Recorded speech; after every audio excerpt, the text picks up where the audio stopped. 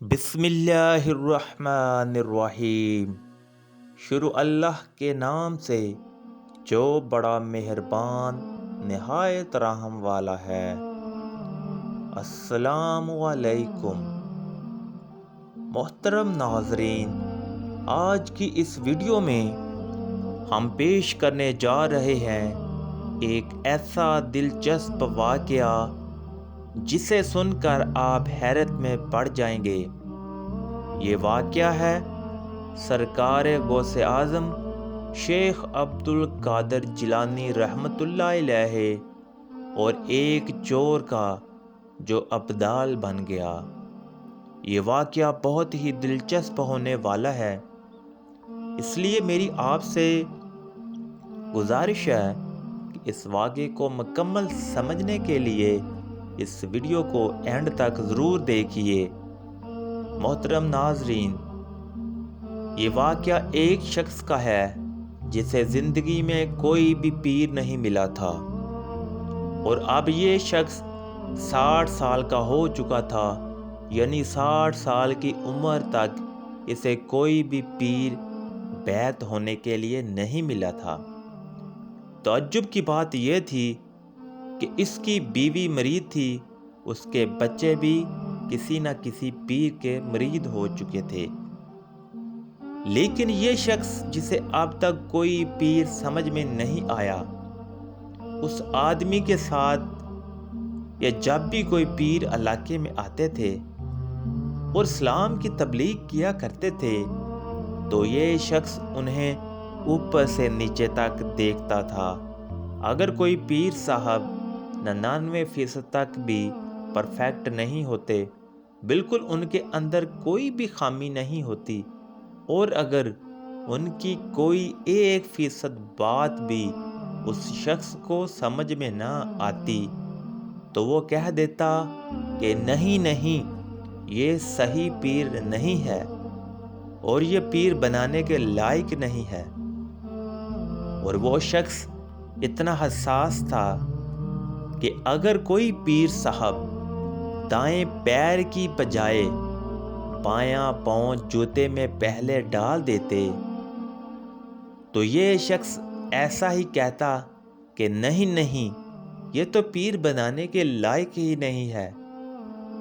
یعنی اس شخص کی عادت تھی کہ ہر انسان کے اندر ڈھونڈتا تھا، کسی کی خوبیوں پر اس کی نظر نہیں رہتی تھی۔ ایک دن یہ شخص اپنے گھر پہنچا تو اس کی بیوی نے کہا کہ آپ کوئی نہ کوئی پیر بنا لیں، ورنہ زندگی اور موت کا کوئی بھروسہ نہیں۔ اگر بنا پیر کے اس دنیا سے چلے گئے تو بہت برا ہوگا، اور بڑے بزرگوں کا ہی کہنا ہے کہ جس کا کوئی پیر نہیں ہوتا اس کا پیر شیطان ہوتا ہے۔ لیکن اس شخص نے اپنی بیوی کو بھی کہہ دیا کہ مجھے طعنہ دیتی ہو، جب تک مجھے کوئی صحیح پیر نہیں ملے گا میں مرید نہیں بنوں گا۔ تو اس کی بیوی نے کہا، یہ بات تو آپ کی ٹھیک ہے، مگر زندگی اور موت کا کوئی بھروسہ نہیں ہوتا۔ اگر میں مر گئی تو قیامت کے دن پیر صاحب کے ساتھ اٹھوں گی، لیکن اس وقت آپ کیا کریں گے؟ زندگی کا کوئی بھروسہ نہیں ہے۔ بیوی کی بات سن کر اس شخص کا دماغ گھر سے جاگ اٹھا۔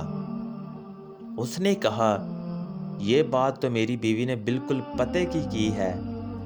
زندگی اور موت کا تو حقیقت میں کوئی پتہ نہیں ہے۔ اگر ایسا ہوا کہ میں صبح کا سورج نہ دیکھ پاؤں تو میرا کیا ہوگا؟ یہ خیال ابھی گزرا ہی تھا کہ اس شخص نے عشاء کی نماز پڑھی اور بستر لگایا، اور بستر پر لیٹے ہوئے اس خیال میں گم تھا، اور اسے نیند بھی نہیں آ رہی تھی۔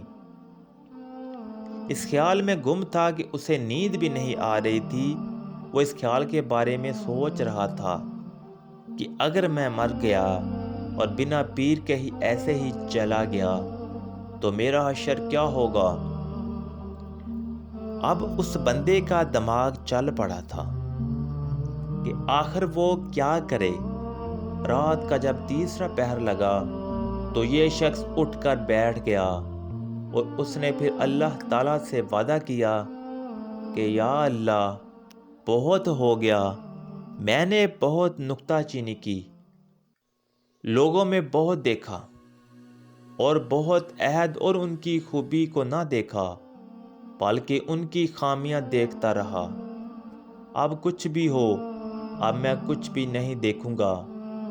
اے میرے پروردگار، میں تجھ سے وعدہ کرتا ہوں کہ میں ابھی گھر سے باہر نکلوں گا اور جس انسان پر میری نظر پڑے گی اسے میں اپنا پیر بنا لوں گا، چاہے کوئی بھی انسان ہو، چاہے وہ جیسا بھی انسان ہو۔ وہ شخص اپنے گھر سے یہ عہد کر کے نکل گیا۔ اس نے دیکھا کہ سامنے چوروں کا قافلہ جا رہا تھا، جس میں تمام چور موجود تھے، اور اس قافلے میں جو چور سب سے پیچھے تھا وہ اس شخص کے سامنے آ گیا۔ جیسے ہی ہوشیار سامنے آیا تو دیکھا کہ اس نے اپنا چہرہ چھپایا ہوا ہے، کیونکہ چوروں نے تو اپنا چہرہ چھپایا ہی ہوتا ہے۔ پھر اس بندے کو اپنا وعدہ یاد آیا، جو بندہ میرے سامنے آئے گا اسے میں اپنا پیر بنا لوں گا۔ اس شخص نے اپنے وعدے کے تحت نہ آؤ دیکھا نہ تاؤ دیکھا اور اس چور کا پاؤں پکڑ لیا اور کہنے لگا کہ پیر صاحب، مجھے اپنا مرید بنا لیجئے۔ وہ شخص جو چور تھا اب اسے اوپر سے نیچے تک دیکھ رہا تھا۔ یہ مجھے پیر صاحب کیوں کہہ رہا ہے؟ میں چور ہوں۔ اسے سمجھاتے ہوئے کہنے لگا کہ بھائی، کیا میں تمہیں پیر نظر آتا ہوں؟ میں تو خود کسی کا مرید نہیں، تو پھر میں تیرا پیر کیسے ہوا؟ تو وہ شخص کہنے لگا کہ مجھے اس سے کوئی مطلب نہیں، میں نے تو اپنے رب سے یہ وعدہ کیا ہے کہ مجھے جو شخص ملے گا میں اس کا مرید ہو جاؤں گا۔ جب میں وعدہ کر کے آیا ہوں کہ جو ملے گا وہ میرا پیر ہوگا، اور تم مجھے ملے ہو اور تم آئے نہیں ہو، اللہ تعالیٰ نے تمہیں میرے لیے بھیجا ہے۔ تو وہ شخص حیرانگی سے کہنے لگا کہ اے بھائی، پاگل آدمی، میں چور ہوں۔ وہ جو سب سامنے جا رہے ہیں وہ سب بھی چور ہیں، اور میں تجھے کیا بتاؤں کہ میں نے اپنی زندگی میں کیا کیا گناہ کیے ہیں۔ اگر تم نے مجھے ایسے ہی پکڑ کر رکھا تو میرا قافلہ مجھ سے دور چلا جائے گا۔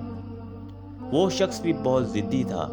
وہ کہنے لگا نہیں نہیں، اب جو کوئی بھی ہو، چاہے چور ہو چاہے گناہ گار ہو، پہلے مرید کرو پھر چلے جانا۔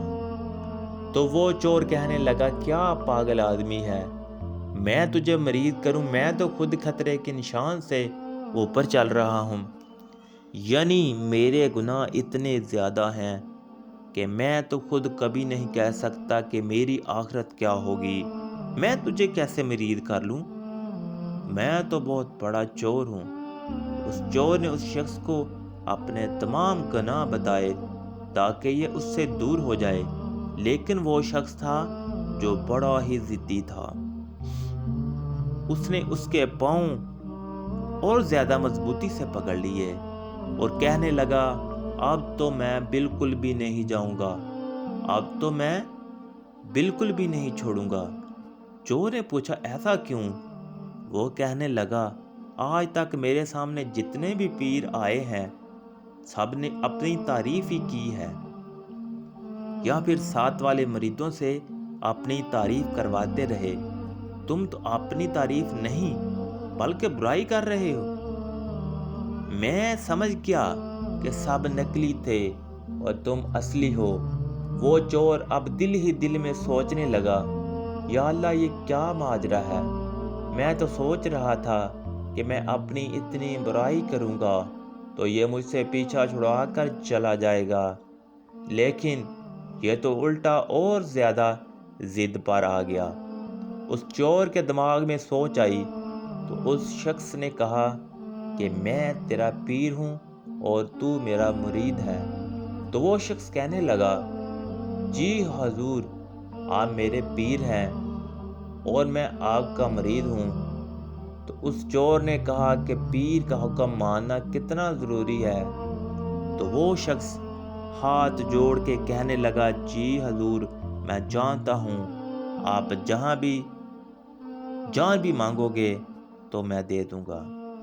تو وہ چور کہنے لگا کہ نہیں، مجھے جان نہیں چاہیے، بس میرا حکم اتنا ہے کہ تو مجھے چھوڑ دے۔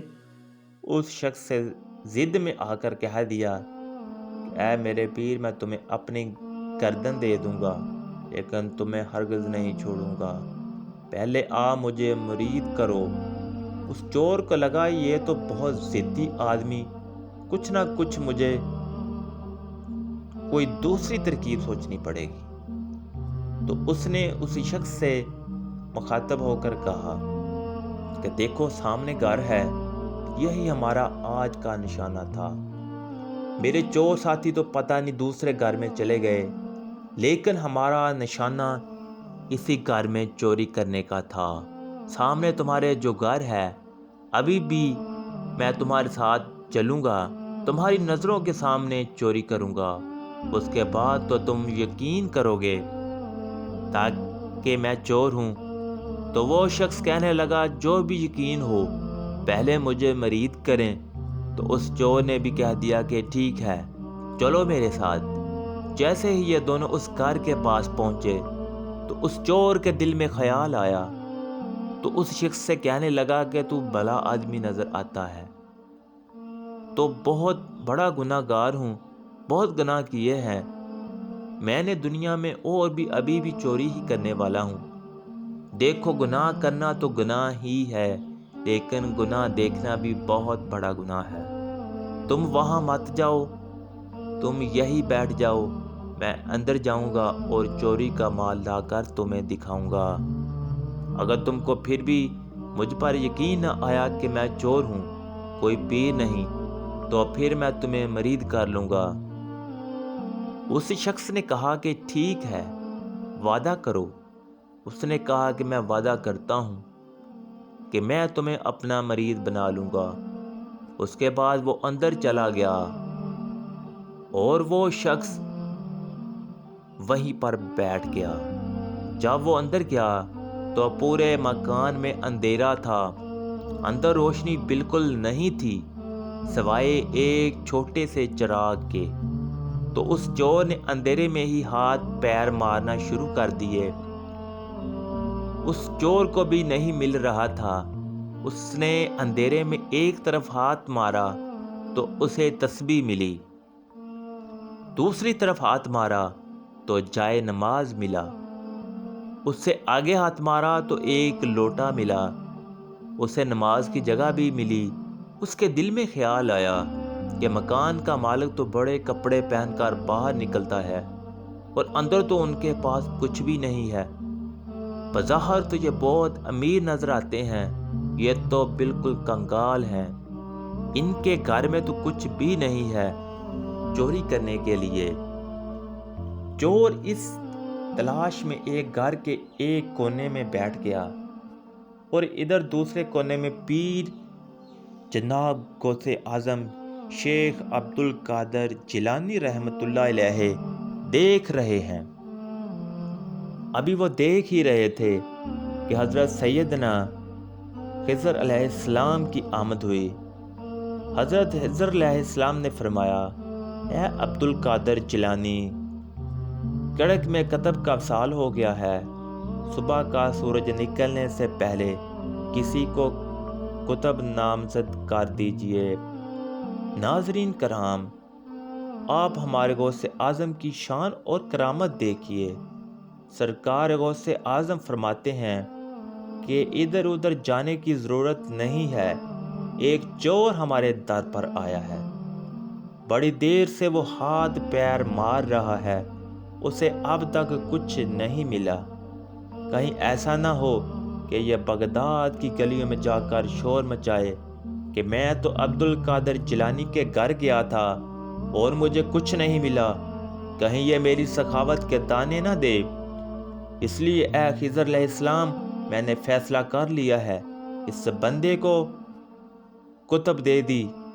اے خواجہ خضر علیہ السلام، اسے ہی کتب بنا دیا جائے، اسے ہی ابدال بنا دیا جائے۔ اب تو شیخ عبد القادر جیلانی رحمۃ اللہ علیہ کا تیر چل چکا تھا، اب اس چور کو بھی پیر مل چکا تھا۔ اب وہ چور نہ رہا، وہ تو ولیوں کی جماعت میں کتب بن چکا تھا۔ پھر اس چور کو سامنے بٹھا کر سرکار غوث اعظم رحمۃ اللہ علیہ نے اس پر نظر کرم فرمائی۔ جب 3 دن ایسے ہی گزر گئے تو سرکار غوث اعظم رحمۃ اللہ علیہ نے فرمایا کہ اے شخص، تجھے اس لیے مرید نہیں کیا ہے، اس لیے ولی نہیں بنایا ہے کہ تم بس بیٹھ کر مجھے ہی دیکھتے رہو، اب سے تمہاری کوئی نہ کوئی ذمہ داری بھی ہے۔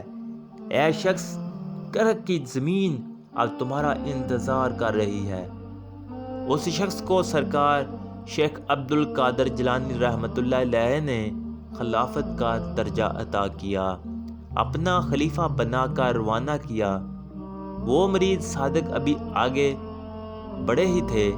اپنے پیر کے حکم کے غوث اعظم رحمۃ اللہ علیہ نے فرمایا، اے بیٹے سن تو صحیح، تو کرک تو جا ہی رہا ہے، لیکن باہر دروازے پر تیرا ایک مرید تیرا انتظار کر رہا ہے۔ پہلے اس شخص کو مرید کر، پھر اس کے بعد کڑک میں جانا۔ سبحان اللہ۔ ناظرین کرام، یہ وہی شخص تھا جو آدھی رات کو پیر ڈھونڈنے نکلا، اور سرکار غوث اعظم کی نظر کرم دیکھیے کہ انہوں نے ایک چور کو ابدال بنا دیا اور اسے یہ بھی بتا دیا کہ 3 دن سے تیرا ایک مرید جو اس رات پہ تجھے ملا تھا وہ ابھی تک باہر بیٹھا ہے اور تیرا انتظار کر رہا ہے۔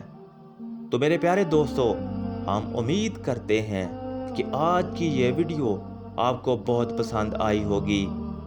اگر آپ کو ہماری ویڈیو پسند آئی ہے تو ہمارے چینل کو سبسکرائب کیجئے اور بیل آئیکن پر کلک کیجئے تاکہ ہماری آنے والی نئی ویڈیوز کی آپ کو نوٹیفیکیشن ملتی رہے۔ تو اپنا رکھیے بہت سا خیال۔ اللہ حافظ۔